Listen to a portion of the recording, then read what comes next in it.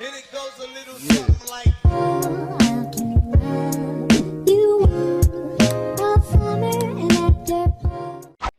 Assalamualaikum warahmatullahi wabarakatuh. Kami dari mahasiswi Prodi Akuntansi semester 3. Di sini kami akan membahas tentang pajak bumi dan bangunan yang beranggotakan saya sendiri Liza Fitria dengan NIM 200301018 dan saya Fadila Azra dengan NIM 200301007. Selamat menyaksikan.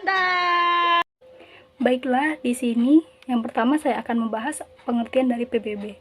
PBB itu merupakan pajak yang dikenakan atas bumi dan bangunan. Bumi di sini merupakan permukaan bumi dan tubuh bumi yang ada di dalamnya, baik itu merupakan tanah ataupun perairan.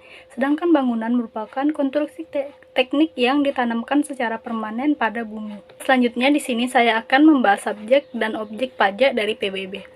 Subjek pajak PBB merupakan orang pribadi atau badan yang mempunyai suatu hak atas bumi atau memperoleh manfaat atas bumi dan memiliki atau memperoleh manfaat atas bangunan yang meliputi dari pemilik, penghuni, pengontrak, dan juga pemakai. Sedangkan objek pajak dari PBB ini terdiri dari bangunan dan tanah, serta jalan lingkungan dalam komplek, baik itu hotel, pabrik yang merupakan suatu kesatuan. Ada juga jalan tol, kolam renang, pagar mewah, tempat olahraga, dermaga, taman mewah atau tempat penampungan kilang minyak, air dan gas serta pipa minyak, ataupun fasilitas lain yang memberikan manfaat. Berikut merupakan contoh dari pajak yang dikenakan oleh bumi dan bangunan. Selanjutnya saya akan membahas objek pajak yang tidak dikenakan oleh PBB. Yang pertama, jika digunakan semata-mata untuk kepentingan umum. Kedua, ada digunakan untuk kuburan, peninggalan purbakala atau yang sejenis lainnya. Serta ada hutan lindung, hutan suaka, hutan wisata, dan tanah negara yang belum dibebani suatu hak. Yang keempat, ada digunakan untuk perwakilan diplomatik berdasarkan azas timbal balik. Dan yang kelima, jika digunakan untuk badan atau perwakilan organisasi internasional, misalnya Perserikatan Bangsa-Bangsa. Baiklah, selanjutnya saya akan membahas nilai jual objek pajak atau NJOP dari PBB. NJOP PBB ini merupakan harga yang diperoleh dari transaksi jual beli yang terjadi secara wajar, dan bila mana tidak terdapat transaksi jual beli, maka NJOP ditentukan melalui perbandingan harga dengan objek pajak lainnya yang sejenis, atau perolehan baru atau NJOP pengganti. Kondisi objek pajak per awal tahun 1 Januari.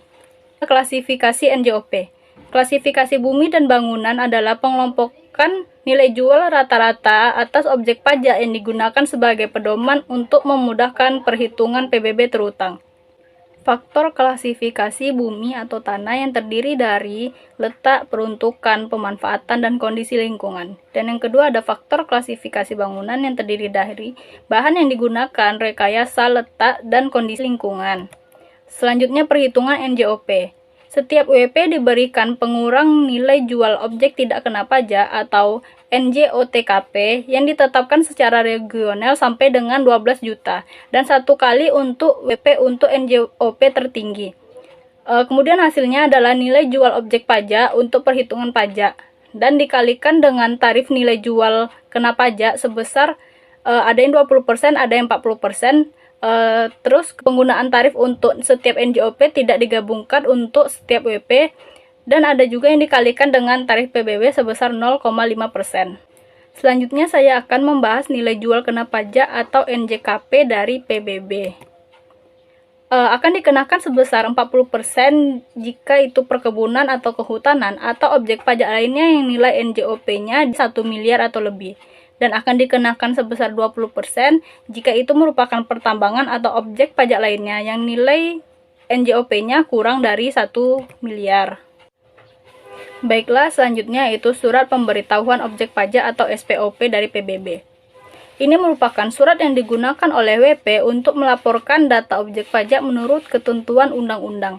WP ini wajib mendaftarkan objek pajaknya dengan menggunakan surat pemberitahuan objek pajak yang harus diupdate jika terjadi perubahan objek pajak. Berikut kami lampirkan contoh SPOP PBB. Selanjutnya saya akan membahas surat pemberitahuan pajak terutang atau SPPT dari PBB. Di sini surat ini merupakan surat yang digunakan oleh Direktorat Jenderal Pajak untuk memberitahukan besarnya pajak terutang kepada WP. Dan SPPT ini akan diterbitkan berdasarkan SOP tadi. Berikut kami lampirkan contoh dari SPPT PBB. Baiklah, saya akan melanjutkan tentang tahun pajak PBB. Dalam perhitungan PBB berdasarkan tahun takvim, sehingga keadaan objek pajak pada tanggal 1 Januari dengan tahun yang bersangkutan akan menjadi penentu besarnya pajak yang terutang. Jika terjadi perubahan tahun berjalan, tidak akan mempengaruhi besarnya pajak yang terutang selama tahun tersebut. Selanjutnya tentang administrasi PBB. SPOP, Surat Pemberitahuan Objek Pajak diterima oleh WP dan dikembalikan selambat-lambatnya 30 hari setelah WP menerima SPOP.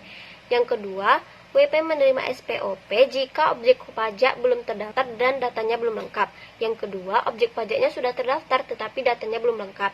Yang ketiga, NJOP-nya berubah nilai jual objek pajaknya. Yang keempat, objek pajak dimutasikan. Selanjutnya, SPPT, Surat Pemberitahuan Pajak Terutang, diterbitkan berdasarkan objek pajak pada subjek pajak SPOP dan dilunasi selambat-lambatnya 6 bulan setelah SPPT diterima oleh WP.